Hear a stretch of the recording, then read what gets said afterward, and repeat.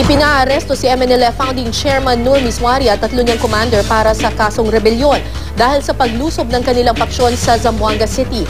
Wanted ngayon sina Miswari, Ustadz Haber Malik, Asamin Hussein at Bas Arki.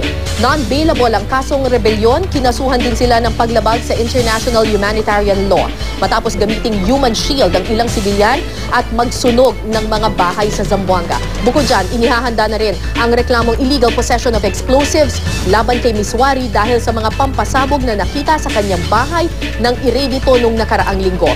Hawak na ng Department of Justice ang mahigit 20 testigo at naniniwala si Secretary Laila de Lima na matibay ang kaso. Inireklamo na noong 2001 si Miswari ng rebelyon dahil sa pag-atake sa Hulo Sulu pero na-dismiss ito noong 2009.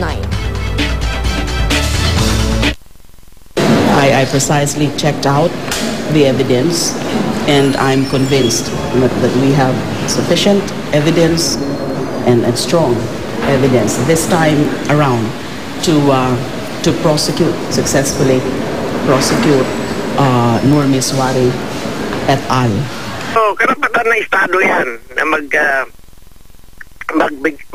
sila maghabla. Kung mahanap nila, di huliin nila. Pero yung sabihin mo, susuko, walang revolusyonaryo na sumusuko.